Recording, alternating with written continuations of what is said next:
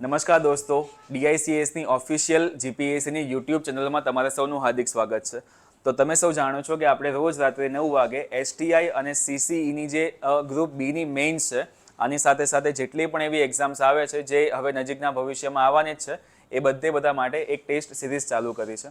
Test series એટલે શું કે ડેઈલી અહીંયા અમુક ક્વેશ્ચન્સ તમને કરવામાં આવશે, ડેઈલી અમુક એમસીક્યુ તમને કરવામાં આવશે અને જે તમારી આવનારી એક્ઝામ્સમાં તમને હેલ્પફુલ થવાના છે. તો ધીમે ધીમે તમે અલગ અલગ સબ્જેક્ટ ભણતા હશો. હવે આજે તમારે ઇમ્પોર્ટન્ટ સબ્જેક્ટ ભણવાનો છે એ છે મેથ્સ અને રિઝનિંગના જે પણ એમસીક્યુ છે એ હું તમને સમજાવીશ. પણ આપણે ખાલી એસટીઆઈ અને સીસીઈની જે ગ્રુપ બીની મેઇન્સ છે ખાલી એના માટે નહીં, કદાચ જો તમને ખ્યાલ હોય તો આપણી બે મહત્વની એક્ઝામ આગળ બીજી આવી રહી છે. એમાંથી એક એક્ઝામ છે જે છે આપણું જીપીએસસી ક્લાસ 1-2ની એક્ઝામ.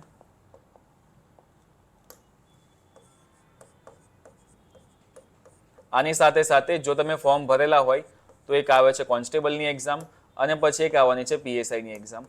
તો તમને એટલું તો ખ્યાલ હોવું જોઈએ કે જીપીએસસી 1-2ની એક્ઝામમાં પણ જે મેથ્સ અને રિઝનિંગ છે એ કમ્બાઈન થઈને કેટલા માર્ક્સનું આવવાનું છે? 50 માર્ક્સનું આવવાનું છે. સાથે સાથે આ જે કોન્સ્ટેબલ છે એમાં મેથ્સ અને રિઝનિંગ કેટલા માર્ક્સનું આવવાનું છે? 60 માર્ક્સનું આવવાનું છે. અને જે આ પીએસઆઈની એક્ઝામ છે એમાં મેથ્સ અને રિઝનિંગ કેટલા માર્ક્સનું આવવાનું છે? 100 માર્ક્સનું આવવાનું છે. અને આપણી આગામી જે પણ એક્ઝામ છે ડિસેમ્બરમાં એસટીઆઈ, એમાં મેથ્સ અને રિઝનિંગ કેટલા માર્ક્સનું આવવાનું છે? 25 માર્ક્સનું આવવાનું છે. તો આગળની આ જેટલી પણ એક્ઝામ છે આ બધી એક્ઝામમાં તમને હેલ્પફુલ થાય એવી આ સિરીઝ છે. મેથ્સ અને રિઝનિંગવાળા જે બી ટોપિક હશે, જે બી ક્વેશ્ચન્સ હશે, એ ન માત્ર ખાલી એસટીઆઈ માટે, ન માત્ર ખાલી જીપીએસસી 1-2 માટે, પણ તમે કોન્સ્ટેબલ બી આપશો, પીએસઆઈ પણ આપશો, અથવા તો હમણાં સૌથી વધુ જે ચર્ચામાં છે તે તમે એનટીપીસી બી આપશો તો પણ તમને આ બધું કામ લાગવાનું છે. કેમ કે એનટીપીસીની એક્ઝામ પણ તમે ગુજરાતીમાં આપી જ શકો છો જો તમને ખ્યાલ હોય તો. તો એનટીપીસીની એક્ઝામ છે, એસટીઆઈની એક્ઝામ છે, જીપીએસસી છે, કોન્સ્ટેબલ છે, પીએસઆઈ છે, એક લેક્ચર અને એના જે ઉપયોગ છે એ ઘણા બધા, ફાયદા છે એ ઘણા બધા. તો આ લેક્ચર મારે ખ્યાલથી તમારે મિસ ન કરવો જોઈએ. જ્યારે પણ મેથ્સ અને રિઝનિંગનો લેક્ચર હોય અથવા તો બીજા કોઈ પણ સબ્જેક્ટનો લેક્ચર હોય, રાતે ખાલી તમારે 1 કલાક કાઢવાનો છે અને લેક્ચર તમારે જોવાનો છે. અચ્છા, ચલો. તો આપણા જે લેક્ચર છે એ લેક્ચરમાં મેથ્સ અને રિઝનિંગ કેવી રીતે ચાલવાનું છે. તો મેથ્સ અને રિઝનિંગમાં હું તમને ડેઈલી અમુક જે આપણા ઇમ્પોર્ટન્ટ ચેપ્ટર છે એ ચેપ્ટરમાંથી બી એક ટોપિક ઉઠાવીને હું તમને ક્વેશ્ચન્સ કરાવીશ. જેમ કે આજનો ટોપિક જે હશે એ ટોપિક ઉપર જ 8 થી 9 ક્વેશ્ચન હશે. આપણો 8 થી 9 અથવા 10 થી 12 ક્વેશ્ચનમાં જ આખો કલાક નીકળી જવાનો છે. એટલે એક ચેપ્ટરમાંથી ખાલી એક ટોપિક એક લેક્ચરમાં. બધું ભેગું આપણે કરવું નથી. જો બધું ભેગું કરવા માટે જઈશું તો પછી ખીચડી બની જશે, ભણવાની મજા નહીં આવે. એટલે ધીમે ધીમે એક ટોપિક આપણે ક્લિયર કરીશું. ટાઈમ આપણી પાસે હજુ ઘણો છે, આરામથી આપણો સિલેબસ પતવાનો છે. પણ જેટલા પણ ક્વેશ્ચન હું બોર્ડ પર કરાવું છું એ બધા ક્વેશ્ચન કાં તો પીવાયક્યુ હશે, કાં તો પછી એવા ટાઈપના ક્વેશ્ચન્સ હશે જે તમારી એક્ઝામ માટે મોસ્ટ ઇમ્પોર્ટન્ટ હશે. ન માત્ર ખાલી એસટીઆઈ, પણ મેં તમને કીધું કે આ બીજી જેટલી પણ એક્ઝામ છે આ બધામાં તમને હેલ્પફુલ થવાના છે. તો આ જે લેક્ચર છે મિસ ન કરતા આજનો આપણો આજે લેક્ચર સ્ટાર્ટ કરીએ છીએ. તો આજના લેક્ચરમાં આપણે સૌથી બેઝિક ચેપ્ટર એટલે કે નંબર સિસ્ટમ અને ગુજરાતીમાં કહું તો સંખ્યા પદ્ધતિ, જે મેથ્સનું સૌથી બેઝિક ચેપ્ટર કહેવાય. આ બેઝિક ચેપ્ટરમાં પણ એક સિમ્પલ વસ્તુ છે, સંખ્યાના પ્રકારો. તો આજના ખાલી આ લેક્ચરમાં આપણે સંખ્યાના પ્રકારો વિશે વાત કરવાની છે અને સંખ્યાના પ્રકારોના જેટલા પણ ક્વેશ્ચન્સ બને છે એ ક્વેશ્ચનની વાત કરવાની છે. હું તમને ક્વેશ્ચન બતાવીશ અને ક્વેશ્ચનના રિલેટેડ જે પણ કોન્સેપ્ટ બનતા હશે, જે પણ થિયરી બનતી હશે એ થિયરી હું તમને આખી સમજાવી દઈશ.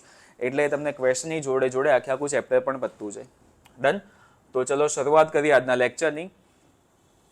પહેલો ક્વેશ્ચન તમારી સામે આ છે અને તમને જો ખ્યાલ ના હોય તો કહી દઉં કે તમને ખબર છે કે આપણો એક સબ્જેક્ટ છે જીએસ, જે અલગ સબ્જેક્ટો ભેગા કરીને બનાવવામાં આવે છે. આમાંથી આવા સેન્ટેન્સવાળા ક્વેશ્ચન બને છે. પણ શું મેથ્સ અને રિઝનિંગમાંથી આવા સેન્ટેન્સવાળા ક્વેશ્ચન બની શકે? તો હા, બની શકે. અને તમારી સામે છે જ કે આ પ્રમાણે વિધાનવાળા પ્રશ્નો પણ મેથ્સ રિઝનિંગમાં બની શકે છે. એ ખાલી ને ખાલી અમુક 2-3 ચેપ્ટરમાંથી જ, જેમાં એક મહત્વનું ચેપ્ટર એટલે સંખ્યા પદ્ધતિ. તો આજે તમે જેટલા પણ ક્વેશ્ચન જોવાના છો એમાંથી મોટા ભાગના ક્વેશ્ચન આવા વિધાન વાક્યવાળા હશે. એટલે તમારા એક કોન્સેપ્ટ અહીંયા ક્લિયર થવાના છે. તો તમે એવું ન સમજો કે આ તમારે ખાલી ક્વેશ્ચન આન્સર ચાલે છે, આ તમારું આખું મેથ્સ જ ચાલે છે. ડન? તો આ પહેલો ક્વેશ્ચન છે.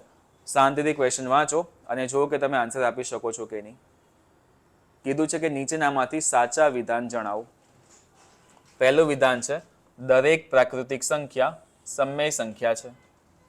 દરેક પૂર્ણ સંખ્યા એ પ્રાકૃતિક સંખ્યા છે. દરેક સમય સંખ્યા વાસ્તવિક સંખ્યા છે અને દરેક પૂર્ણાંક સંખ્યા એ સમય સંખ્યા છે. તો આનો મતલબ એવો ના થયો કે તમને જો આ ક્વેશ્ચનનો આન્સર આપવો હોય તો આ જેટલી બી વચ્ચે ટર્મિનોલોજી આવી છે, જેટલી બી વચ્ચે આ સંખ્યા આવી છે, એ બધી સંખ્યા શું છે એ તમને ખબર હોવી જોઈએ. હવે તમે જો અમુક ટાઈમ પહેલાંથી પ્રિપેરેશન કરતા હશો તો આ બધું તમને ખબર હશે. પણ આ સિરીઝ મોસ્ટલી કોના માટે છે કે જે લોકોને રિવિઝન કરવું છે અથવા તો જે લોકો એકદમ ઝીરોથી સ્ટાર્ટ કરે છે એ લોકોને બેનિફિશિયલ થાય એના માટે આ સિરીઝ છે. તો હું તમને એકદમ ડિટેલમાં બધી વસ્તુ સમજાવું છું. કોઈને કંઈ બી ડાઉટ હોય તો પ્લીઝ કમેન્ટ કરી દેજો, હું તમને કમેન્ટમાં આન્સર આપી દઈશ. ચલો હવે સમજો. સૌથી પહેલાં આપણી પાસે જે પોઈન્ટ હતો એ તમને લખીને આપેલું છે કે દરેક પ્રાકૃતિક સંખ્યા એ સમય સંખ્યા છે. તો તમારે જે બી સંખ્યાઓ છે ને એ સંખ્યાઓના પ્રકારો સમજવા પડશે. એકદમ શોર્ટ એન્ડ સ્વીટમાં સમજાવું તો સંખ્યાના પ્રકારોમાં સૌથી પહેલો પ્રકાર આવે છે પ્રાકૃતિક સંખ્યા. અને પ્રાકૃતિક સંખ્યાને આપણે n વડે દર્શાવીએ છીએ. પ્રાકૃતિક સંખ્યા એટલે શું? પ્રાકૃતિક સંખ્યા એટલે 0 સિવાયની તમામ ધન સંખ્યાઓ. હું વર્બલી બોલું છું, તમારે લખવું હોય તો તમે લખી શકો છો, કેમ કે પછી આખું ડિટેલમાં હું તમને લખાવી નહીં શકું. પ્રાકૃતિક સંખ્યા એટલે કે n, અને n એટલે કે 0 સિવાયની દરેક ધન સંખ્યાઓના ગણને પ્રાકૃતિક સંખ્યા કહેવાય છે. પ્રાકૃતિક પત્યું. એના પછી બીજી સંખ્યા આપણી પાસે છે, એને આપણે કહી દઈએ પૂર્ણ સંખ્યા. પૂર્ણ સંખ્યા એટલે શું? પૂર્ણ સંખ્યાને આપણે દર્શાવીએ છીએ w વડે. જેમાં 0 સિવાયની તમામ ધન સંખ્યા હતી, એમ પૂર્ણ સંખ્યા એટલે કે 0 સાથેની તમામ ધન સંખ્યાઓના ગણને પૂર્ણ સંખ્યા કહેવાય છે. ડન. એના પછી ત્રીજી જે સંખ્યા છે એ આપણે લઈ લઈએ પૂર્ણાંક સંખ્યા.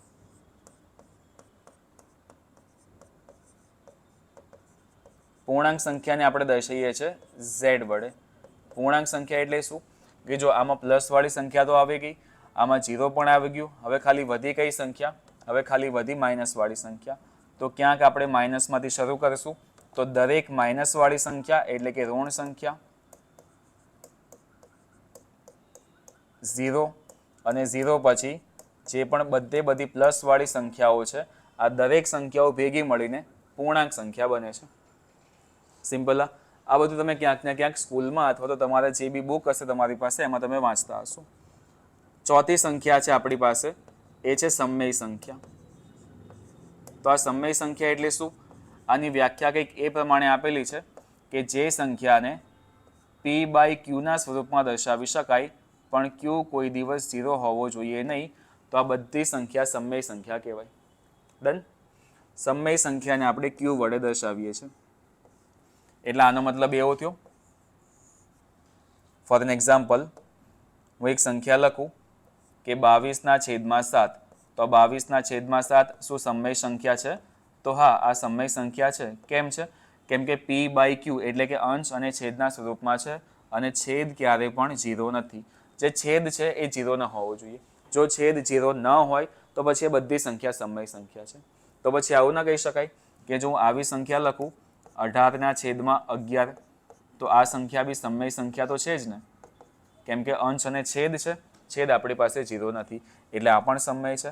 અથવા તો હું આવી સંખ્યા લખું, ખાલી ને ખાલી લખી નાખું 2, તો શું આ 2 સમય સંખ્યા કહેવાશે? આ જ મેઇન ક્વેશ્ચન છે. તો હા, આ 2 પણ સમય સંખ્યા કહેવાશે. કેમ કહેવાશે? કેમ કે આ 2 આપણે લખીએ છીએ ને, તો 2ના છેદમાં 1 તો હંમેશા હશે જ. એટલે આ p/q સ્વરૂપ તો થઈ ગયું. આપણી કન્ડિશન એ છે કે q કોઈ દિવસ 0 હોવો જોઈએ નહીં, પણ q ની કિંમત 1 હોય તો ચાલે. એટલે આવી કોઈ પણ સંખ્યા લખીશ 2, 5, 7, 8, -5, -3, -126, આ બધી સંખ્યાના છેદમાં 1 તો છે જ. એટલે આ બધી સંખ્યાઓ પણ સમય સંખ્યા કહેવાશે. છેદ 0 ન હોવો જોઈએ. ડન. કન્ફ્યુઝ ન થાવ, ધીમે ધીમે તમે બધું સમજી જ જશો આ બધું. એના પછી સમય પછી નેક્સ્ટ વાત આવી અસમય સંખ્યાની.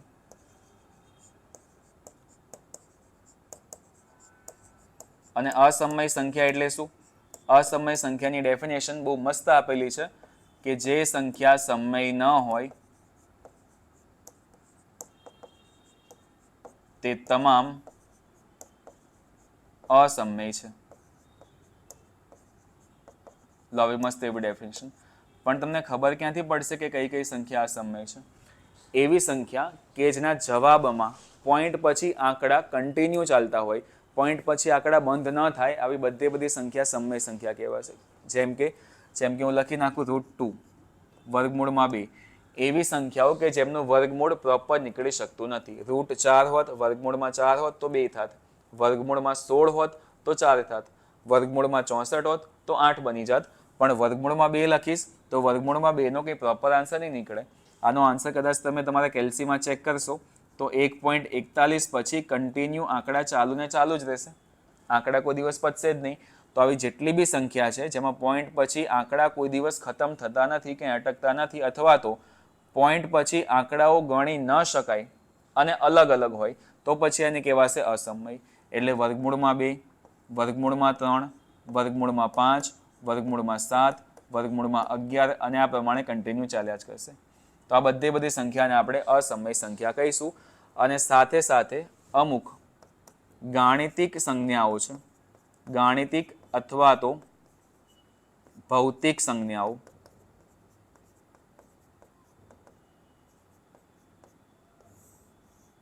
આને પણ આપણે અસમય ગણીએ છીએ.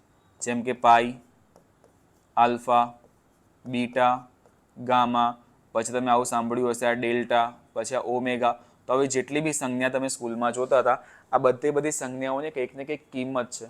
જેમ કે આપણે પાઈ બરાબર લઈએ છીએ શું?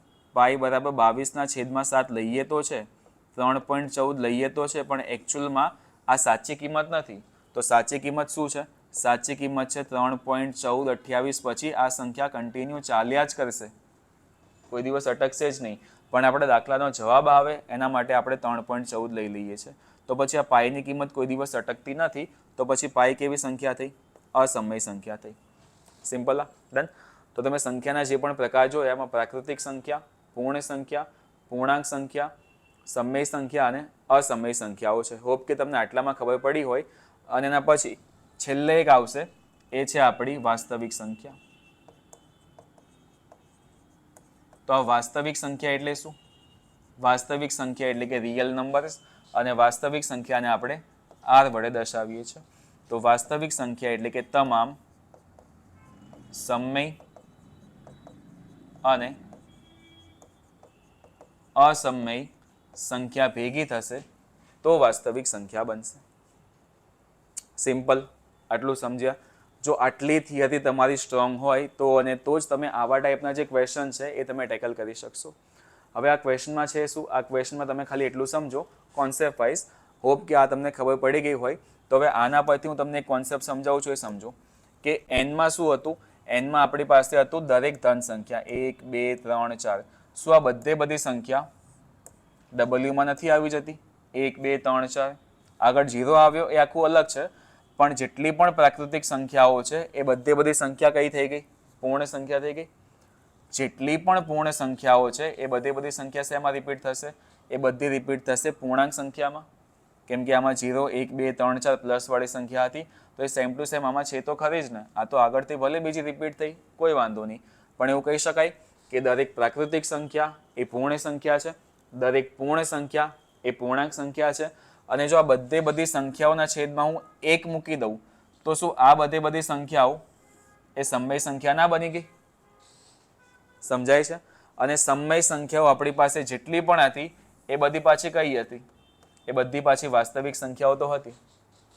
એટલે બધો ઢગલો અહીંયા ભેગો થાય છે. વાત ખાલી એવી આવે છે કે તમારે એક સિક્વન્સ યાદ રાખવી પડે કે સૌથી પહેલા આવશે પ્રાકૃતિક સંખ્યા, એના પછી પૂર્ણ સંખ્યા, એના પછી પૂર્ણાંક સંખ્યા, એના પછી સમય, એના પછી વાસ્તવિક સંખ્યા. ડન. ચલો, તો આ બધી વસ્તુ સાઈડમાં રાખીને ખાલી એક નોર્મલ એવી નોટ લખી નાખું છું કે તમે આ ક્વેશ્ચનનો આન્સર ફટાફટ આપી શકો. કોઈને આનો સ્ક્રીનશોટ લેવાની ઈચ્છા હોય અથવા નોટ ડાઉન કરવાની ઈચ્છા હોય તો એકવાર સ્ક્રીનશોટ લઈ લો. પછી આપણે આખું જે આજનો લેક્ચર છે એ આના ઉપર જ જવાનો છે. એટલે સાઈડમાં હું લખી જ નાખું છું શોર્ટમાં કે સૌથી પહેલા આપણી પાસે n ઇઝ ઇક્વલ ટુ શું હતું? n ઇઝ ઇક્વલ ટુ હતું 1, 2, 3, four up to infinity. W is equal to શું હતું? ડબલ્યુ ઇઝ ઇક્વલ ટુ 0 સાથેની તમામ ધન સંખ્યા, તો 0 1 2 3 4 up to infinity. Z is equal to શું હતું? ઝેડ ઇઝ ઇક્વલ ટુ કે જેમાં માઇનસવાળી સંખ્યા પણ આવી જાય, 0 પણ આવી જાય અને પ્લસવાળી સંખ્યા પણ બધી આવી જાય અનંત સુધી. N W Z. ક્યુની કિંમત શું હતી?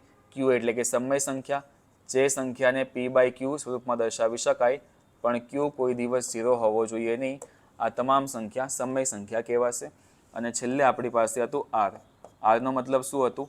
કે તમામ સમય અને તમામ અસમય સંખ્યાઓ ભેગા મળીને વાસ્તવિક સંખ્યાઓ બને છે. તો જો આરમાં એક ભાગ છે સમય સંખ્યા, અને આ બધી સંખ્યા સમય સંખ્યામાં તો આવશે જ ને. એટલે બોર્ડ પર મેં જેટલી પણ સંખ્યાઓ લખેલી છે એ બધી સંખ્યા વાસ્તવિક સંખ્યા છે, કેમ કે આ બધી સંખ્યા ક્યાંક ને ક્યાંક આ વાસ્તવિક સંખ્યાઓનો જ તો ભાગ છે. આ બોર્ડમાં ખાલી એક અસમય બાકી છે, તો અસમય તો આપણે વાસ્તવિકમાં પહેલાથી લઈ જ લીધું છે. સમજાય છે? ડન. તો ચલો હવે આપણે આનો આન્સર આપે શાંતિથી એક એક સેન્ટેન્સ જોઈએ. આટલી થિયરી તમારી સ્ટ્રોંગ હોવી જોઈએ, તો પછી આ નંબર સિસ્ટમ ચેપ્ટર તમારું થોડું ઘણું ઇઝી બની જશે. પહેલામાં તમને કીધું છે કે દરેક પ્રાકૃતિક સંખ્યા સમય સંખ્યા છે. તો શું આપણી જેટલી પણ પ્રાકૃતિક સંખ્યા છે આ બધાના છેદમાં 1 મૂકી દઉં તો આ સમય સંખ્યા ના બની જાય? બની જશે. તો આ જે પહેલું વિધાન છે એ આપણું સાચું છે. દરેક પૂર્ણ સંખ્યા એ પ્રાકૃતિક સંખ્યા છે. દરેક પૂર્ણ સંખ્યા એ પ્રાકૃતિક સંખ્યા છે. પૂર્ણ સંખ્યા એટલે આપણી પાસે આ ડબલ્યુ હતું. શું ડબલ્યુની બધી સંખ્યા પ્રાકૃતિક સંખ્યામાં આવે છે? તો તમે એવું કહેશો કે સર 1 2 3 4 તો આમાં આવી ગયું, પણ આ જે 0 હતું એ 0 ઉપર રિપીટ થતું નથી. એટલે આવું ના કહી શકાય કે દરેક પૂર્ણ સંખ્યા એ પ્રાકૃતિક સંખ્યા છે. આ વિધાન કેવું પડશે? આ વિધાન ખોટું પડશે. હા, પણ જો એવું લખ્યું હોત કે દરેક પ્રાકૃતિક સંખ્યા એ પૂર્ણ સંખ્યા છે તો સાચું પડત. પણ તમને કીધું શું છે? કે દરેક પૂર્ણ સંખ્યા એ પ્રાકૃતિક છે. એટલે આ બીજું વિધાન તમારું કેવું છે? ખોટું છે.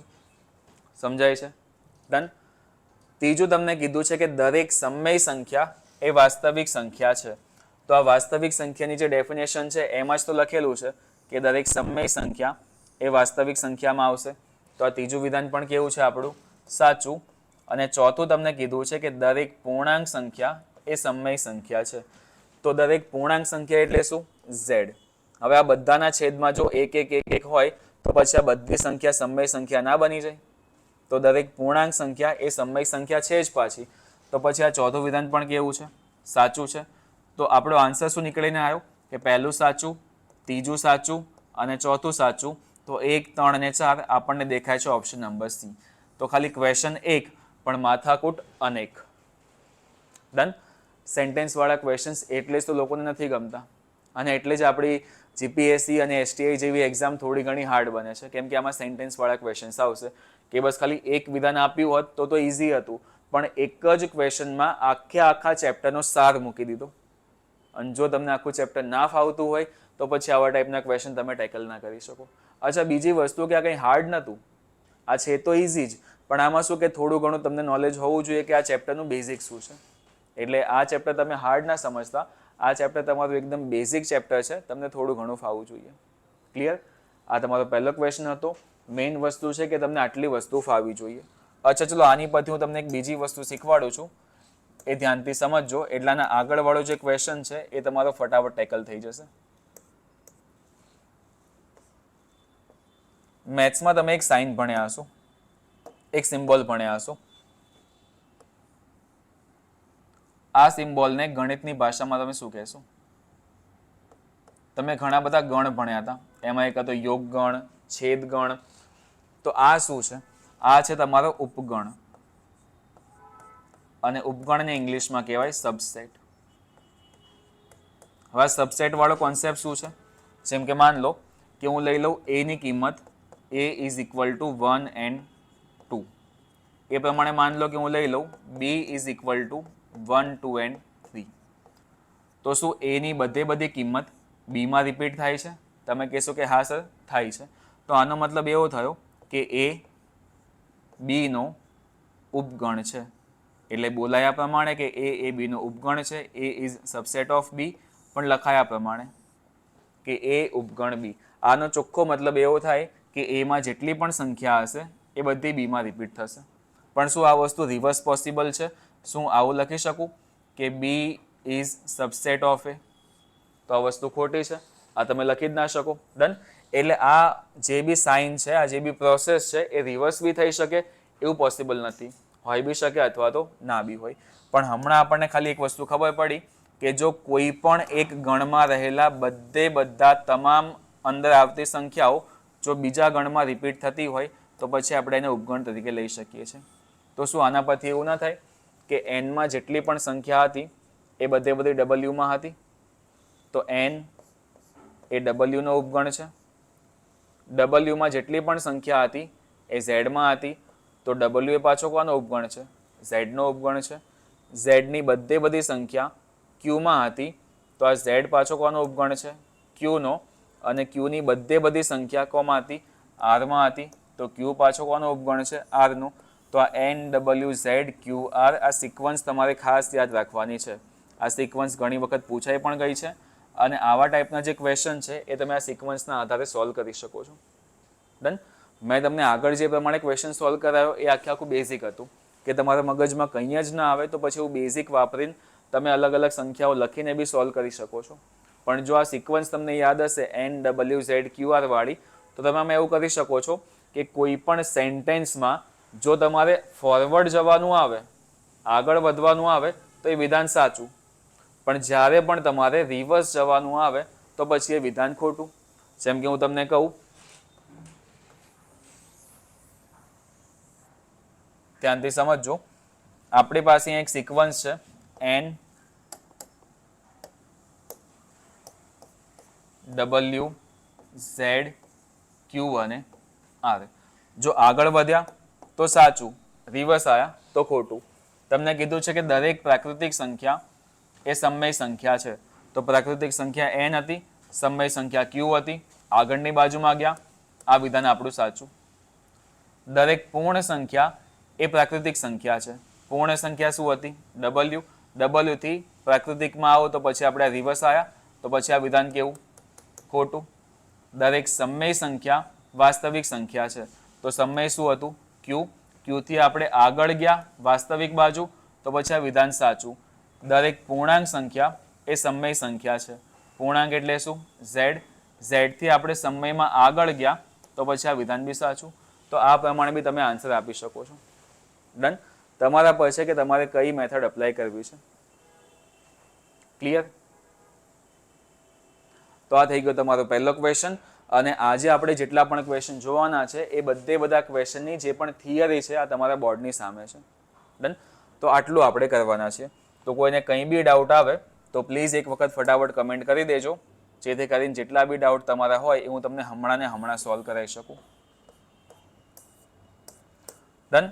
ચલો આપણે વધીએ બીજા ક્વેશ્ચન તરફ. અને બીજા ક્વેશ્ચનનો આન્સર મેં તમને પહેલાથી કહી જ દીધો છે. બીજા ક્વેશ્ચનમાં શું આવશે?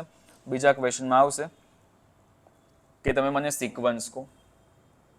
અને સિક્વન્સ મેં તમને પહેલાથી કહી જ દીધી છે. સિક્વન્સ આપણી પાસે હતી શું?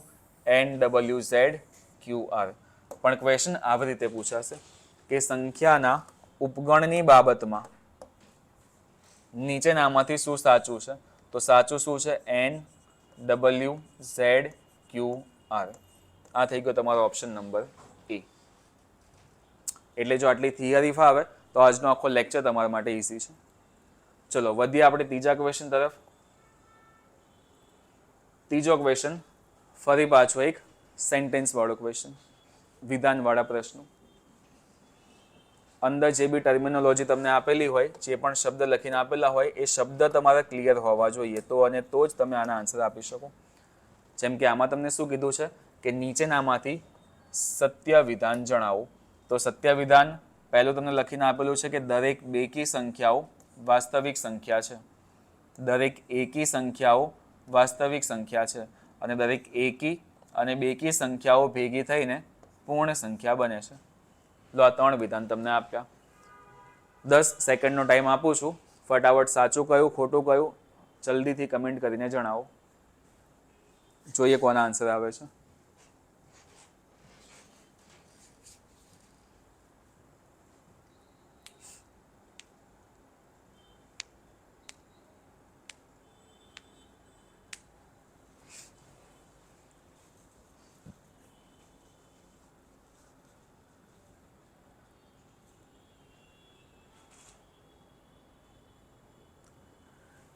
ચલો કરીએ આ ક્વેશ્ચન સોલ્વ.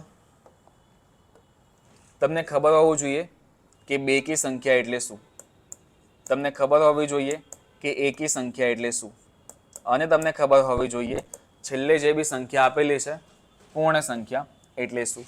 તો આ ત્રણ વસ્તુ તમને ખ્યાલ હોય તો પછી આનો આન્સર તમારી પાસે એકદમ ઇઝી વેમાં આવી જાય. હવે આ વસ્તુ લગભગ સમજાવવા જેવી છે નહીં, પણ તેમ છતાં બી જો કોઈ એવો સ્ટુડન્ટ હોય જેને એકી બેકી ખબર ના હોય તો પછી હું તમને સમજાવી દઉં છું કે બેકી સંખ્યા એટલે કે એવી સંખ્યા જેને આપણે 2 વડે નિશેષ ભાગી શકીએ છીએ, એટલે કે જેના એકમના અંકમાં 2, 4, 6, 8 અથવા તો 0 આવે એને આપણે બેકી કહીશું. ડન. એવી સંખ્યા કે જેને આપણે 2 વડે નિશેષ ભાગી શકતા નથી તો આવી તમામ સંખ્યા એકી સંખ્યાઓ કહેવાશે. એટલે કે જે સંખ્યાઓના એકમના અંકમાં 1, 3, 5, 7 અને 9 જેવી સંખ્યા આવે છે. ડન. અને પૂર્ણ સંખ્યા એટલે શું? પૂર્ણ સંખ્યા એટલે કે મેં તમને કીધું હશે પહેલાં હતું પ્રાકૃતિક એટલે કે 0 સિવાયની બધી ધન સંખ્યા. પૂર્ણ સંખ્યા એટલે કે 0 સાથેની તમામ ધન સંખ્યાઓનો સમૂહ, એટલે પછી આ થઈ ગયું પૂર્ણાંક સંખ્યા. ડન. હવે તમે કહેશો કે સર 3 વિધાન સાચા છે, પણ સમજો બેકી સંખ્યામાં 2, 4, 6, 8, 10 છે. શું આ બધી સંખ્યા વાસ્તવિક સંખ્યા છે? તો આ બધી સંખ્યા વાસ્તવિક સંખ્યા તો છે જ, હમણાં જ આપણે ભણ્યા. તો આ પહેલું વિધાન સાચું. એકી સંખ્યામાં 1, 3, 5, 7, 9, 11 આવી સંખ્યાઓ છે. શું આ બધી સંખ્યા વાસ્તવિક સંખ્યા છે? તો તમે કહેશો કે હા, આ બધી સંખ્યા વાસ્તવિક સંખ્યા તો છે જ, આની પહેલા જ આપણે ભણ્યા. પણ એના પછી તમને કીધું છે કે દરેક એકી સંખ્યા અને દરેક બેકી સંખ્યા જો ભેગી થાય તો પછી બધી પૂર્ણ સંખ્યાઓ બનશે. પણ એક દોસ્ત વાત સમજો કે આ જે 0 છે ને, આ 0 એ એકી સંખ્યા પણ નથી અને આ 0 છે એ બેકી સંખ્યા પણ નથી. 0 એકી અને બેકીની બાબતમાં કેવી છે? તટસ્થ છે. તો તમને જે આ સેન્ટેન્સ આપ્યું છે કે દરેક બેકી સંખ્યાઓ એ આમાં તો છે જ 2, 4, 6, દરેક એકી સંખ્યા આમાં પણ છે 1, 3, 5, પણ આ 0નું શું? 0 એકી બી નથી અને બેકી બી નથી. તો આપણે એવું ના કહી શકીએ કે એકી અને બેકી બધી સંખ્યાઓ ભેગી થઈ જાય તો પૂર્ણ સંખ્યાઓ બની જશે, કેમ કે પૂર્ણ સંખ્યામાં તો 0 બી છે અને 0 એકી પણ નથી બેકી પણ નથી. એટલા માટે આ જે ત્રીજું વિધાન છે એ આપણું કેવું હશે? ત્રીજું વિધાન આપણું ખોટું હશે. સમજ્યા? આ 0ના કારણે આ વિધાન આપણું ખોટું પડે છે. એટલે આપણો આન્સર શું છે? આપણો આન્સર એ નથી, આપણો આન્સર શું છે? ડી. વિધાન 1 અને 2 સાચું છે, જ્યારે વિધાન 3 એ ખોટું છે. સિમ્પલ. કોઈ ડાઉટ તો પૂછી લો. તો જો કોઈ એવું માનતું હોય કે 0 બેકી સંખ્યા છે તો ના, 0 બેકી સંખ્યા પણ નથી, 0 એકી સંખ્યા પણ નથી. 0 કોઈ સંખ્યાની પાછળ જોડાઈ જાય તો પછી એ સંખ્યાને બેકી સંખ્યા બનાવી કાઢે છે. આવું તમે લગભગ સ્કૂલમાં બધું ભણતા હશો. ડન. ચલો, મારે તમને જેવો વસ્તુ કહેવાની છે એ પોઈન્ટ સમજો કે તમે એકદમ ફૂલ કોન્ફિડન્સમાં કહી તો દીધું કે તમને એકી સંખ્યા અને બેકી સંખ્યા આવડે છે, પણ આના બી ઘણા બધા એવા કોન્સેપ્ટ છે જેમાં તમે કન્ફ્યુઝ થશો. એ કોન્સેપ્ટ ઉપર આપણે ધીમે ધીમે આગળ વધીશું. પણ આના જે અન્ય નામ છે એ અન્ય નામ તમે ખાસ યાદ રાખજો, કેમ કે હવેની જે પણ એક્ઝામ આવે છે ને એ એક્ઝામમાં એકી અને બેકી નથી વાપરતા, એ એક્ઝામમાં આ એકી અને બેકીના બીજા નામ વાપરે છે, જે તમારે જાણવા હોવી જોઈએ. જેમ કે એકી સંખ્યા, બેકી સંખ્યાનું એક અલગ નામ છે સમ સંખ્યા. તો એ પ્રમાણે એકી સંખ્યાનું નામ શું હશે? વિષમ સંખ્યા. એના પછી બેકી સંખ્યાનું બીજું એક નામ આ લોકો રાખે છે યુગ્મ સંખ્યા. તો એ પ્રમાણે એકી સંખ્યાનું બીજું નામ શું હશે? અયુગ્મ સંખ્યા. તો માન લો કે તમારી એક્ઝામમાં એકી બેકી સિવાય યુગ્મ અને અયુગ્મ લખીને આપ્યું, સમ અને વિષમ લખીને આપ્યું, તો કન્ફ્યુઝ ના થતા, આ બધું એકી બેકી જ છે. ક્લિયર? તો આ થઈ ગયો તમારો ત્રીજો ક્વેશ્ચન ડિટેલમાં. કોઈ ડાઉટ હોય તો ફટાફટ કમેન્ટ કરો. અને જો આ સેશનથી તમને થોડો ઘણો બી ફાયદો થતો હોય તો આ સેશન બીજા લોકો જોડે ફટાફટ શેર કરો, જેથી વધારે પડતા લોકો આ સેશનમાં જોડાય. અને લાઈક આપવાનું ભૂલતા નહીં. ચલો આગળ વધીએ આપણે ચોથા ક્વેશ્ચન તરફ. અને ચોથો ક્વેશ્ચન અગેન સેન્ટેન્સ વાળો ક્વેશ્ચન. એટલે આજના લેક્ચરમાં બધા ક્વેશ્ચન આવા સેન્ટેન્સ વાળા જ છે, કે ખાલી એક લેક્ચર તમારો થાય અને આ ચેપ્ટરમાં જેટલા પણ કોન્સેપ્ટ બનતા હોય એ બધા કોન્સેપ્ટ તમારે ક્લિયર થઈ જાય. તો તમારા જ બેનિફિટની વાત છે. તમારા બેનિફિટ માટે જ આ બધા વિડીયોઝ ચાલે છે હમણાં. એટલે આરામથી આ વિડીયોઝ જોજો અને જેટલું તમે બેનિફિટ લઈ શકો એ તમારા માટે સારું છે. ચલો, ક્વેશ્ચનમાં તમને પૂછ્યું શું છે? ક્વેશ્ચનમાં તમને એવું પૂછ્યું છે કે અવિભાજ્ય સંખ્યાઓ વિશે કયું વિધાન સત્ય નથી. એટલે ટૂંકમાં તમને એ વસ્તુ ખબર પડી કે તમને જો અવિભાજ્ય સંખ્યાઓ આવડતી હશે તો જ પછી તમારે આગળ ક્વેશ્ચન જોવાનો. જો તમને અવિભાજ્ય સંખ્યાઓ નથી આવડતી તો પછી આગળ ક્વેશ્ચન જોવાનો કોઈ મતલબ નથી. ડન? કેમ કે આ બધા સેન્ટેન્સ અવિભાજ્ય સંખ્યાઓ વિશે જ છે. એટલે પહેલો પોઈન્ટ કે સર અવિભાજ્ય સંખ્યાઓ એટલે શું? જેમને ખબર છે એમને ખબર છે, જે લોકોને નથી ખબર ચલો એ લોકોને હું બતાવું છું કે અવિભાજ્ય સંખ્યા એટલે શું. ડિટેલમાં સમજો શાંતિથી. અવિભાજ્ય સંખ્યાને ઇંગ્લિશમાં કહેવાય છે પ્રાઇમ નંબર્સ. અને અવિભાજ્ય સંખ્યા એટલે શું? અવિભાજ્ય સંખ્યા એટલે એવી સંખ્યા કે જેને ફક્ત એક વડે અને પોતાના વડે જ ભાગી શકાય, અન્ય કોઈ સંખ્યા વડે ભાગી શકાય નહીં, તે તમામ સંખ્યા અવિભાજ્ય સંખ્યા કહેવાય. ફોર એન એક્ઝામ્પલ, હું તમને એમ કહું કે આપણે એક સંખ્યા લઈ લઈએ 5. તો 5ને આપણે કઈ સંખ્યા વડે ભાગી શકીશું? 5ને આપણે ભાગી શકીશું 1 વડે અને પછી 5 વડે. એનો મતલબ કે 5 ખાલી 1ના ઘડિયામાં આવશે અને 5ના ઘડિયામાં આવશે. આના સિવાય 5 બીજી કોઈ પણ સંખ્યાના ઘડિયામાં આવશે જ નહીં. સેમ એઝ આપણે લઈ લઈએ 7. તો આ 7 કોના ઘડિયામાં આવશે? 1 અને 7માં. આપણે લઈ લઈએ એક સંખ્યા 13. તો આ 13 કોના ઘડિયામાં આવશે? 1માં અને 13માં. બાકી કોઈના ઘડિયામાં 13 તો આવવાનું છે જ નહીં. સેમ એઝ આવી ઘણી બધી સંખ્યાઓ છે. 17 બી એક અવિભાજ્ય સંખ્યા છે. પણ આના પરથી મને એક વસ્તુ ખબર પડી કે હું એક અલગ ડેફિનેશન બનાવી શકું છું. એ અલગ ડેફિનેશન એટલે કે અલગ વ્યાખ્યા એટલે શું? શું આવો નથી લખી શકતો કે એવી સંખ્યા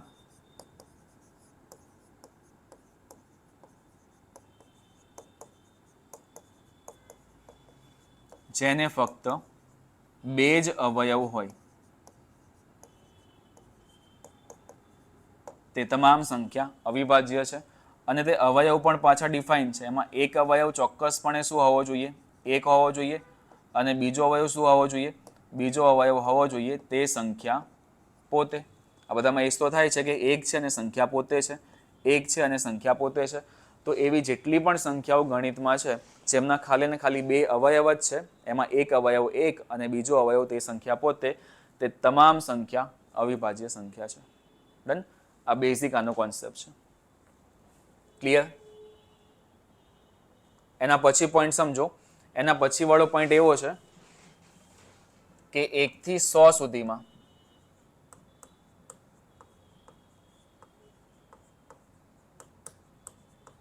કુલ અવિભાજ્ય સંખ્યાઓ કેટલી?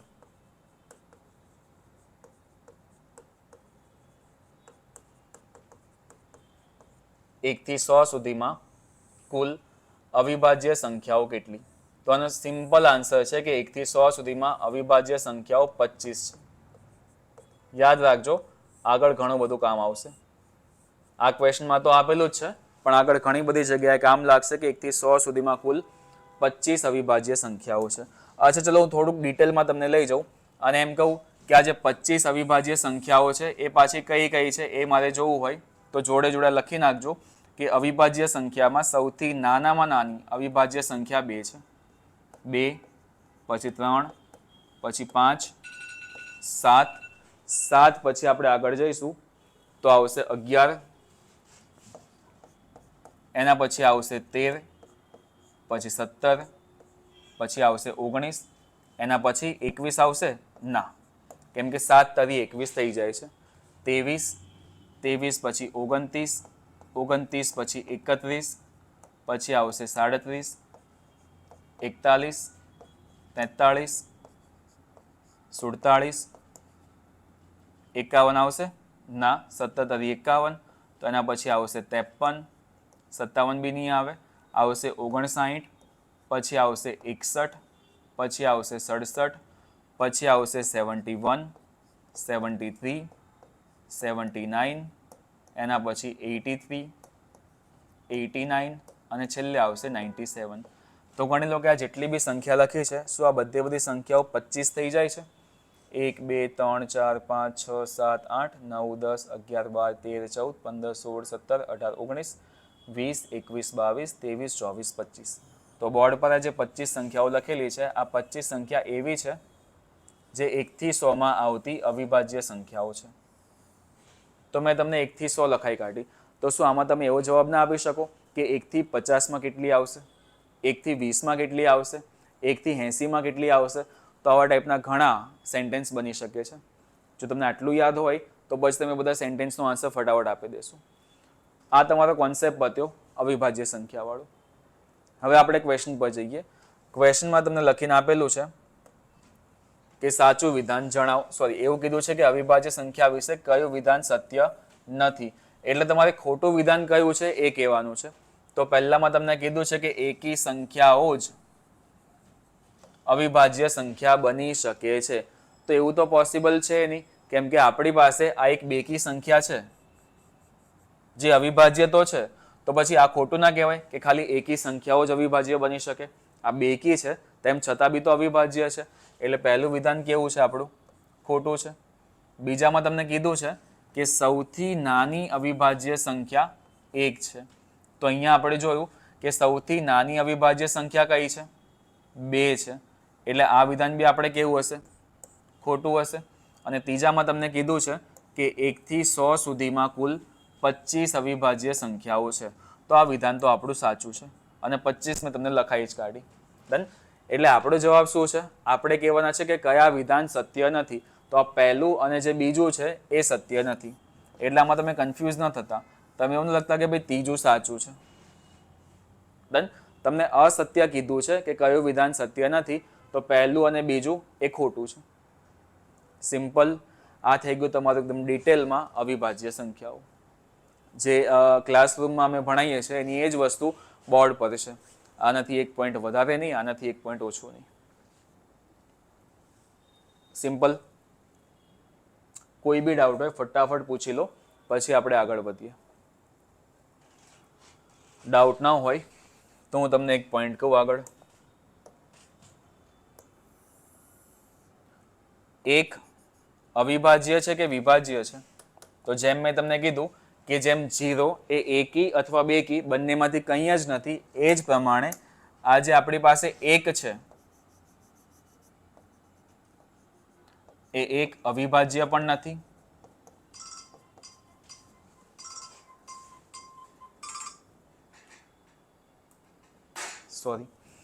એક અવિભાજ્ય પણ નથી અને જે આ 1 છે એ વિભાજ્ય પણ નથી. કેમ? કેમ આવું કે એક અવિભાજ્ય બી નહીં, એક વિભાજ્ય બી નહીં? તો મેં તમને જે પણ ડેફિનેશન કીધી એમાં મેં તમને એવું કીધું કે એવી સંખ્યા જેને ફક્ત 2 જ અવયવ હોવા જોઈએ. 2 થી વધુ પણ નહીં, 2 થી ઓછા પણ નહીં. પણ એકના અવયવ કેટલા થાય? એકના અવયવ ખાલી એક જ તો આવશે અને ખુદ કોણ? એક. એટલે એકને ખાલી એક જ અવયવ છે. એટલે આ જે ડેફિનેશન હતી એમાં બંધ બેસતો નથી, કેમ કે 2 અવયવ હોવા જોઈએ. અને એટલા માટે એક અવિભાજ્ય પણ નહીં, એક વિભાજ્ય પણ નહીં. એટલે એક છે એ વિભાજ્ય અને અવિભાજ્યની બાબતમાં કેવો છે? તટસ્થ છે. તો આજે હું સેન્ટેન્સ બોલું છું એ સેન્ટેન્સ બી યાદ રાખજો. આની આગળ એવું સેન્ટેન્સ બોલ્યો હતો કે 0 એકી અને બેકીની બાબતમાં તટસ્થ છે. અહીંયા હું એવું બોલ્યો કે જે 1 છે એ અવિભાજ્ય અને વિભાજ્યની બાબતમાં તટસ્થ છે. તો આવા સેન્ટેન્સ બી ક્યાંક ને ક્યાંક તમારી એક્ઝામમાં આવી શકે છે. ક્લિયર? હજુ જો આમાં થોડું ડિટેલમાં જવો તો તમે એવું કહી શકો છો કે 1 થી 100 માં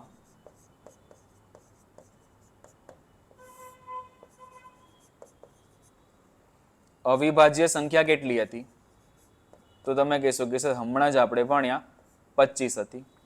તો તમને એમ કહું કે 1 થી 100 માં કુલ વિભાજ્ય સંખ્યા કેટલી થશે? તો તમે ફટાફટ 100 માંથી 25 માઇનસ કરીને કહેશો કે સર 75 થશે. પણ જો તમે 75 આન્સર આપશો તો તમારો આન્સર ખોટો, કેમ કે તમારો આન્સર છે 74. કેમ કે આપણી પાસે એક તટસ્થ સંખ્યા છે અને કઈ છે 1, એટલે 100 માંથી 25 અવિભાજ્ય, 74 વિભાજ્ય અને 1 તટસ્થ. Done, clear. તો આ થઈ ગયું તમારું આખું અવિભાજ્ય સંખ્યાઓનું પોસ્ટમોર્ટમ. હવે આની બહારનો કોઈ ક્વેશ્ચન પોસિબલ નથી. ફટાફટ સ્ક્રીનશોટ લઈ લો અથવા તો નોટ ડાઉન કરી લો, અને જો જોડે જોડે કંઈ બી ડાઉટ હોય તો એકવાર પૂછી લો. આપણા ખાલી 4 ક્વેશ્ચન થયા છે અને લગભગ તમે નંબર સિસ્ટમ સારું એવું પતાવી કાઢ્યું છે. જઈએ આગળ. ચલો, 5મો ક્વેશ્ચન. અગેન સંખ્યાઓ વાળું. મેં તમને પેલું જે લખાયું હતું NWZQR, તો એના પરથી તમે આનો આન્સર આપી જ શકો છો. તમને ખાલી ને ખાલી 2 સંખ્યા આમાં કીધી છે. એક સંખ્યા તમને કીધી છે પ્રાકૃતિક સંખ્યા, જે તમે ભણ્યા એ. બીજી તમારે ધ્યાનમાં આમાં આપેલું છે કે પૂર્ણ સંખ્યા. એના પછી કીધું છે ઋણ પૂર્ણાંક અને પછી કીધું છે ધન પૂર્ણાંક. તો આ બંને તો ખાલી એકનો જ ભાગ છે. પણ સમજો હવે આ વસ્તુ. મેં તમને આગળ એક પોઈન્ટ લખાયો હતો કે પ્રાકૃતિક સંખ્યા એટલે શું. પ્રાકૃતિક સંખ્યા એટલે કે 0 સિવાયની તમામ ધન સંખ્યા. એટલે આવું કંઈક આવશે 1, 2, 3, 4 પછી ઇન્ફિનિટી. એ પ્રમાણે પૂર્ણ સંખ્યા એટલે શું આવશે? પૂર્ણ સંખ્યામાં આવશે 0 સાથેની તમામ ધન સંખ્યાઓ. તો આ પૂર્ણ સંખ્યાઓ થઈ ગઈ. પણ ત્રીજી મેં તમને લખાઈ હતી એ હતી પૂર્ણાંક સંખ્યા. હવે પૂર્ણાંક સંખ્યામાં માઇનસ વાળી સંખ્યા પણ હતી, 0 પણ હતું, અને જોડે જોડે બધી પ્લસ વાળી સંખ્યા પણ હતી. હવે આમાં કોન્સેપ્ટ સમજો કે જે આ પ્લસ વાળી સંખ્યાઓ છે, આ પ્લસ વાળી સંખ્યાઓને કહેવામાં આવે છે ધન પૂર્ણાંક. અને જે માઇનસ વાળી સંખ્યાઓ છે, આ માઇનસ વાળી સંખ્યાઓને કહેવામાં આવે છે ઋણ પૂર્ણાંક. તો 0 પ્લસ છે કે માઇનસ છે? તો 0 ધન પણ નથી અને 0 ઋણ પણ નથી. તો 0 પ્લસ અને માઇનસની બાબતમાં એટલે કે ધન અને ઋણની બાબતમાં કેવો છે? તટસ્થ છે. તો આ તટસ્થ વાળા સેન્ટેન્સ હું આજે 3 બોલેલો છું. તો આ 3 સેન્ટેન્સ તમારે ધ્યાનમાં હોવા જોઈએ. ડન. એટલે ક્વેશ્ચન તો છે જ આપણા. ક્વેશ્ચનની જોડે જોડે અલગ અલગ ઘણા બધા સેન્ટેન્સ તમારી સામે છે. તમને કીધું છે કે સૌથી નાની પ્રાકૃતિક સંખ્યા 1 છે. તો શું સૌથી નાની પ્રાકૃતિક સંખ્યા 1 નથી? તમે કહેશો કે હા છે. તો પહેલું વિધાન સાચું. સૌથી નાની પૂર્ણ સંખ્યા 0 છે. તો સૌથી નાની પૂર્ણ સંખ્યા 0 જ છે. બીજું વિધાન બી સાચું. ત્રીજામાં કીધું છે કે સૌથી નાની ઋણ પૂર્ણાંક સંખ્યા -1 છે. અને ચોથામાં કીધું છે કે સૌથી નાની ધન પૂર્ણાંક સંખ્યા 1 છે. તો આ ધન પૂર્ણાંક સંખ્યા બધી પ્લસ વાળી સંખ્યાઓ હતી. તો સૌથી નાની ધન પૂર્ણાંક 1 જ તો છે. તો આ ચોથું વિધાન બી સાચું. પણ ત્રીજામાં તમને જે કીધું છે કે સૌથી નાની ઋણ પૂર્ણાંક -1 છે, તો આ વિધાન તમારું ખોટું છે. કેવી રીતે? અહીંયા લખીને આપેલું છે -1, અહીંયા લખીને આપ્યું છે -3. તો આ બંનેમાંથી મોટી સંખ્યા કઈ કહેવાશે? તો -3 અને -1 નું જો કમ્પેરિઝન કરું તો -1 હંમેશા મોટી કહેવાશે. એટલે માઇનસમાં જેમ સંખ્યા નાની એમ એની વેલ્યુ મોટી. તો વિધાન આપણું એવું બનવું જોઈતું હતું કે સૌથી મોટી ઋણ પૂર્ણાંક સંખ્યા 1 છે. સૌથી નાની નહીં, સૌથી મોટી ઋણ પૂર્ણાંક સંખ્યા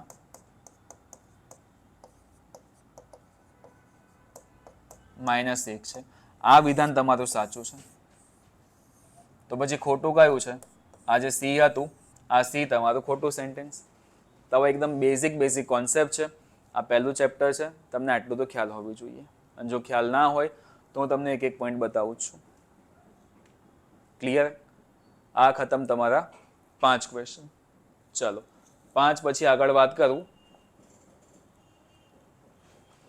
તો તમે આ જે લેક્ચર જે ઇમ્પોર્ટન્ટ ઇન્સ્ટિટ્યૂટના જોઈ રહ્યા છો એ ઇન્સ્ટિટ્યૂટ છે DICS, Delhi institute for civil services, જે GPSC અને UPSCમાં ઘણા બધા સિલેક્શન આપી ચૂકી છે. તો અમારા ક્લાસમાં આની નવી બેચ સ્ટાર્ટ થઈ રહી છે. જો તમે GPSC ભણવા માંગતા હો તો GPSC, UPSC ભણવા માંગતા હો તો UPSC. ડન. ઓનલાઈન અને ઓફલાઈન બંને મોડમાં તમને મળી શકે છે. બ્રાન્ચીસ કઈ કઈ જગ્યાએ છે? તો બ્રાન્ચીસ એક છે અમદાવાદમાં, ગુજરાતની વાત કરું તો અમદાવાદ, સુરત, ગાંધીનગર અને વડોદરા આ 4 જગ્યાએ બ્રાન્ચ છે. અને તમે જો ઓફલાઈન ક્લાસીસ લેવા માંગતા હોવ તો તમારા નજીકની શાખામાં જઈને તમે યુપીએસસી અને જીપીએસસી માટે ઇન્ક્વાયરી કરી શકો છો. અને જો તમે ઓનલાઈન ક્લાસ પરચેસ કરવા માંગતા હો તો ઓનલાઈનમાં આપણી જે પણ એપ્લિકેશન છે એ એપ્લિકેશનથી તમને બધી માહિતી મળી જશે કે ઓનલાઈન ક્લાસીસ કેવી રીતે હોય છે, લેક્ચર્સ કેવી રીતે હોય છે અને પછી ટાઈમ ટેબલ શું હશે. તો તમે જે મોડમાં જવા માંગતા હોય એ મોડમાં જઈ શકો છો. ચલો, અને વધુ ડિટેલ તમારે જોતી હોય તો પછી આ www.dics.co ઉપર તમે જઈ શકો છો. આગળના ક્વેશ્ચન તરફ આપણે જઈએ તો આગળનો જે ક્વેશ્ચન છે, છઠ્ઠો ક્વેશ્ચન, ફરી પાછો એકી અને બેકીમાંથી, એટલે તમારા ટોટલી કોન્સેપ્ટ અહીંયા ક્લિયર થઈ જશે. થોડુંક સ્પીડમાં જવા દઉં છું કેમ કે ઇઝી છે. તમને અહીંયા લખીને આપેલું છે કે બેકી સંખ્યાને બેકી સંખ્યા સાથે ગુણતા બેકી સંખ્યા જ મળે છે. તો શું આવું ના કરી શકું કે હું બેકી સંખ્યા કોઈને કોઈ ધારી લઉં? ધારો કે એક બેકી સંખ્યા 4 છે અને બીજી કોઈ બેકી સંખ્યા હું લઈ લઉં જે મારી પાસે 3 છે. સોરી, અહીંયા જ લખી નાખું છું એટલે તમે કન્ફ્યુઝ ના થાવ. જેમ કે એક બેકી સંખ્યા હું લઈ લઉં 4 અને 4નો ગુણાકાર બીજી બેકી સંખ્યા 6 સાથે કરીશ તો મને જવાબમાં શું મળશે? 24 મળશે. તો તમને લાસ્ટમાં શું કીધું છે કે બેકી સંખ્યા જ મળે છે. તો આપણને બેકી સંખ્યા જ મળી. તો પહેલું વિધાન કેવું? સાચું. એકી સંખ્યાને બેકી સંખ્યા સાથે ગુણતા બેકી સંખ્યા જ મળે છે. એટલે માન લો કે કોઈ પણ એક એકી સંખ્યા લઈ લઉં 3, આનો ગુણાકાર કોઈ બેકી સાથે કરું 4, તો આનો ગુણાકાર કેટલો આવશે? 12. તો આ જવાબમાં મને શું મળ્યું? જવાબમાં મને બેકી સંખ્યા જ મળી. તો આ બીજું વિધાન પણ કેવું છે? સાચું છે. એના પછી તમને કીધું છે કે કોઈ પણ એકી સંખ્યા, હું લઈ લઉં છું ફોર એન એક્ઝામ્પલ 3 ને એકી સંખ્યા સાથે ગુણતા લઈ લઉં છું 5, તો 3 અને 5 ને ગુણીશ તો કેટલા મળશે? 15 મળશે. પણ આ 15 મને કેવા મળ્યા? આ તો થઈ ગઈ એકી સંખ્યા. અહીંયા શું આપ્યું હતું? બેકી સંખ્યા. એટલે આ વિધાન કેવું છે? ખોટું. ડન. અને એ જ પ્રમાણે છેલ્લો ઓપ્શન કે 5ની સાથે કોઈ પણ બેકી સંખ્યા ગુણવાથી, એટલે બેકી સંખ્યામાં તો શું હશે? 2, 4, 6, 8 આવી જ સંખ્યા હશે. તો જવાબમાં 0 મળે છે. તો આ વિધાન બી સાચું જ છે કે જ્યારે પણ હું બેકી સંખ્યાને 5 વડે ગુણીશ તો જવાબમાં છેલ્લે 0 મળશે. તો આ ચોથું વિધાન બી સાચું. એનો મતલબ કે આપણું ખોટું વિધાન કયું હતું? ખોટું વિધાન હતું 80.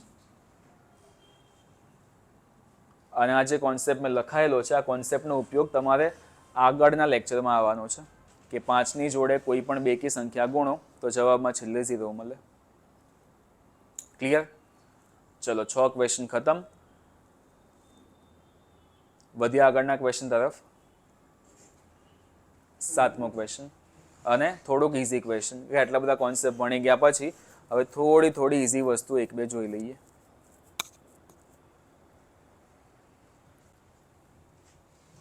ચલો, ફટાફટ આન્સર આપો કમેન્ટ બોક્સમાં.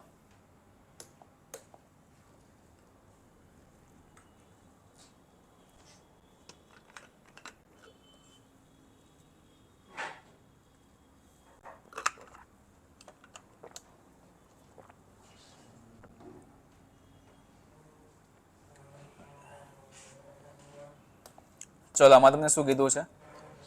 તમને એવું કીધું છે કે 2 અંકની નાનામાં નાની વિભાજ્ય સંખ્યા. તો 2 અંકની નાનામાં નાની વિભાજ્ય સંખ્યા થશે કઈ? તમે અવિભાજ્ય અને વિભાજ્ય ભણી ગયા છો. તો 2 અંકની નાનામાં નાની વિભાજ્ય સંખ્યા તમારી થશે 10. ડન. અને નાનામાં નાની એકી અવિભાજ્ય સંખ્યા. એકી અવિભાજ્ય એટલે શું? કે નાનામાં નાની એકી અવિભાજ્ય સંખ્યા કઈ છે? 3. કેમ કે સ્ટાર્ટિંગ 2 થી થાય, એના પછી 3 આવે.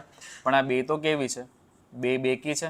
તમને કીધું છે કે નાનામાં નાની એકી, એટલે એકી સંખ્યા તો પહેલી 3 જ આવશે. ડન. સંખ્યાનો સરવાળો જણાવો. તો 10 અને 3 નો તમે સરવાળો કરશો તો તમને જવાબમાં શું મળશે? જવાબમાં તમને મળશે 13. એટલે સિમ્પલ ક્વેશ્ચન. તમને જો થોડા ઘણા કોન્સેપ્ટ યાદ હોય તો તમે કરી શકો છો. ડન. ચલો, આગળ વધીએ. 8મો ક્વેશ્ચન અગેન અવિભાજ્ય અને વિભાજ્યમાંથી જ છે. 31 અને 47 વચ્ચેની બધી અવિભાજ્ય સંખ્યાઓનો સરવાળો કેટલો થાય. એટલે સ્ટાર્ટિંગમાં આપણે કોન્સેપ્ટ ભણી ગયા. હવે ખાલી ડિટેલમાં તમારે થોડા ઘણા ક્વેશ્ચન જોવાના છે. તો તમને 31 અને 47 વચ્ચે જે પણ અવિભાજ્ય સંખ્યા મળે છે એ ખબર હોવી જોઈએ. તો 31 અવિભાજ્ય છે, 47 પણ અવિભાજ્ય છે. વચ્ચે કઈ આવશે? એક આવશે 37, પછી આવશે 41, પછી આવશે 43 અને છેલ્લે આવશે 47. તો આટલી સંખ્યા અવિભાજ્ય છે. પણ તમને પૂછ્યું છે શું કે 31 અને 47 વચ્ચેની, જો વચ્ચેની કીધું હોય તો પછી આ પહેલી સંખ્યા અને આ છેલ્લી સંખ્યા કાઉન્ટ ન કરાય. વચ્ચેની સંખ્યાઓ આ 3 જ બનશે. તો આ 37 પ્લસ 41 પ્લસ 43 આ ટોટલ કેટલા થાય? આ તમારે ફટાફટ આન્સર આપવાનો છે. કેટલા થશે? આપો આન્સર.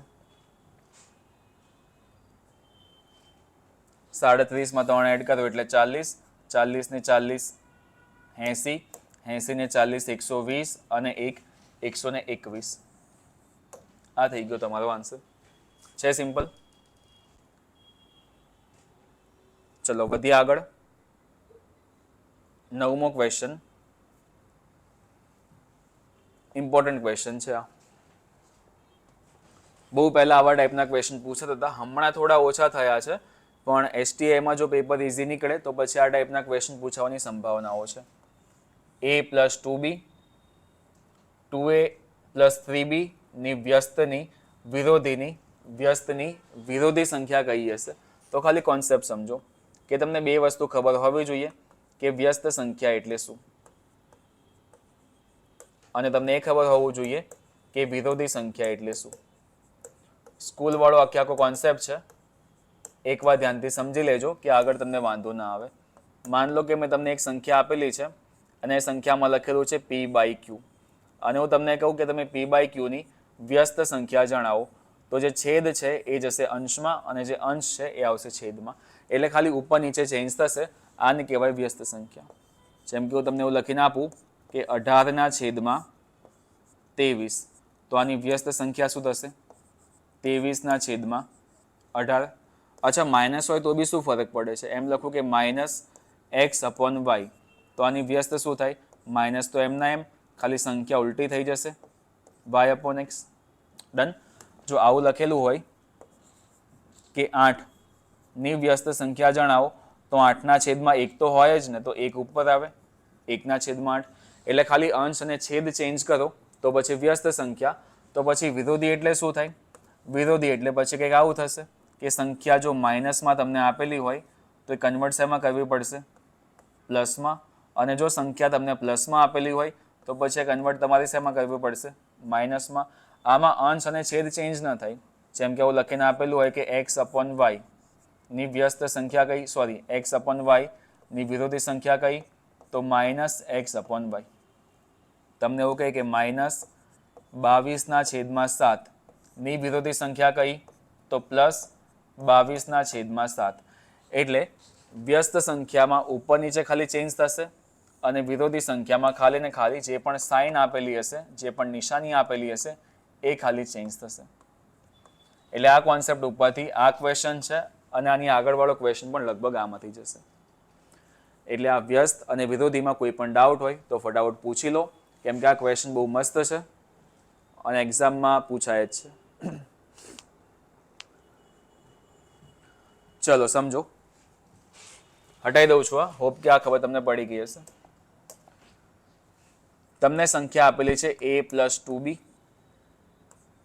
ના છેદમાં 2a પ્લસ 3b. આ સંખ્યા છે. આ સંખ્યાનું સૌથી પહેલા તમારે કરવાનું શું છે? આ સંખ્યાનું સૌથી પહેલા તમારે કરવાનું છે વ્યસ્ત. આનું વ્યસ્ત શું થાય? આનું વ્યસ્ત થશે કે સંખ્યા ઉપર નીચે ચેન્જ થાય, એટલે જે છેદ હતો એ આવી જાય અંશમાં અને જે અંશ હતો એ આવી જાય છેદમાં. તો આ કરી કાઢી સૌથી પહેલા વ્યસ્ત સંખ્યા. વ્યસ્ત પછી શું કરવાનું છે? વ્યસ્ત પછી કરવાનું છે આપણે વિરોધી. આનું વિરોધી શું થાય કે આ જે બી સંખ્યા આપણી પાસે હતી એ સંખ્યાની આગળ ખાલી ને ખાલી નિશાની ચેન્જ થાય. તો ખાલી માઇનસ આગળ આવી જશે. તો આ 2a પ્લસ 3b છેદમાં a પ્લસ 2b. તો થઈ ગયું આ સંખ્યાનું વિરોધી સંખ્યા. વિરોધી પછી તમને શું પૂછેલું છે? વિરોધી પછી પાછું તમને કીધું છે વ્યસ્ત. તો આ સંખ્યાનું વ્યસ્ત શું થશે? આ સંખ્યાનું વ્યસ્ત થશે. આટલું બધું લાંબુ કરવાનું છે નહીં, હું તમને હમણાં શોર્ટ ટ્રિક પણ બતાવું છું, બસ ખાલી બેઝિક સમજો. આ સંખ્યાનું વ્યસ્ત શું થાય કે માઇનસ તો એમના એમ રહે, જે છેદ હતો એ જાય અંશમાં અને જે અંશ હતો એ જશે છેદમાં. તો આ થઈ ગયું અગેન વ્યસ્ત. અને વ્યસ્ત પછી આપણે છેલ્લે શું કરવાનું છે? છેલ્લે આપણે કરવાનું છે વિરોધી. તો આનું વિરોધી શું થાય? માઇનસ હતું તો ખાલી પ્લસમાં કન્વર્ટ થઈ જશે. તો ફરીને આપણે પાછા એ જ રસ્તા પર ના આવી ગયા કે જે સંખ્યાથી આપણે શરૂઆત કરી હતી એની એ જ સંખ્યા આપણને પાછી મળી. તો આપણો આન્સર શું આવશે? Answer same to same a + 2b છેદમાં 2a + 3b. આ આખું બેઝિક છે. ડન. હવે સમજો કે આવા ક્વેશ્ચનનો આન્સર ફટાફટ તમારે કેવી રીતે આપવો. તમને ખાલી એક કોન્સેપ્ટ સમજો કે માન લો કે તમને x આપેલું હોય તો x ની વિરોધી શું થાય? x ની વિરોધી -x થાય અને -x ની વિરોધી શું થશે? -x ની વિરોધી પાછી થશે આપણી પાસે x થશે. તો જો હું 2 વાર કોઈ પણ સંખ્યાની વિરોધી સંખ્યા લઉં છું તો પછી જવાબમાં જે સંખ્યા પહેલા હતી એની એ જ ના મળે કે મેં x નું વિરોધી કર્યું તો બન્યું -x, -x નું વિરોધી કર્યું તો બન્યું x. આ જ પ્રમાણે જો હું કરું કે x નું વ્યસ્ત શું થાય તો વ્યસ્ત થશે 1/x. આનું પાછું વ્યસ્ત કરીશ તો પાછી એની જ તો સંખ્યા મળશે. તો પછી કોન્સેપ્ટ તમે યાદ રાખી શકો છો કે 2 વાર વિરોધી અથવા 2 વાર વ્યસ્ત કરવાથી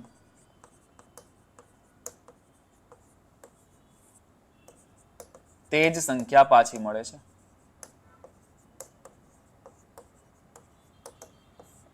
એટલે માન લો કે તમે આ ક્વેશ્ચનનો આન્સર આ પ્રમાણે બી આપી શકો છો. અલગ ક્વેશ્ચન લઉં કે x ની વિરોધીની વ્યસ્તની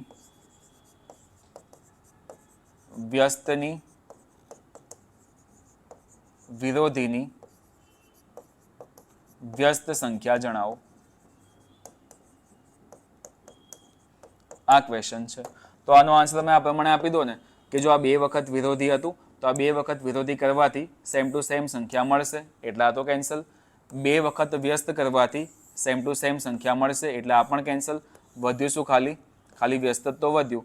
તો x નું વ્યસ્ત શું થાય? 1/x. આ સીધો તમારો આન્સર છે. અને એ પ્રમાણે તમે આમાં આન્સર આપશો તો આ 1 વખત વ્યસ્ત, આ બીજી વખત વ્યસ્ત, કેન્સલ. 1 વાર વિરોધી, 2 વાર વિરોધી, કેન્સલ. કંઈ વધ્યું છે જ નહીં. તો જે સંખ્યા ક્વેશ્ચનમાં આપી હતી એની જ સંખ્યા તમારો આન્સર. ડન. સિમ્પલ કોન્સેપ્ટ આવડે એવો છે. ચલો વધીએ આગળ. આજનો છેલ્લો ક્વેશ્ચન, એટલે જેટલી બી તાકાત વધી હોય એટલી તાકાતથી આનો આન્સર આપી દેજો.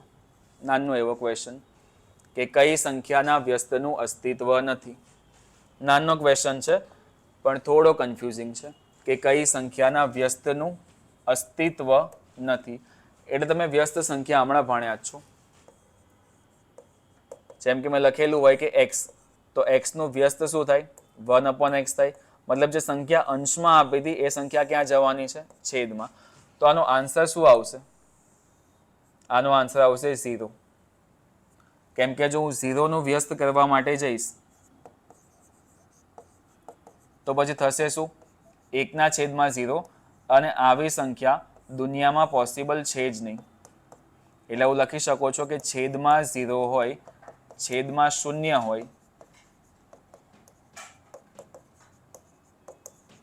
તેવી સંખ્યાનું અસ્તિત્વ જ નથી.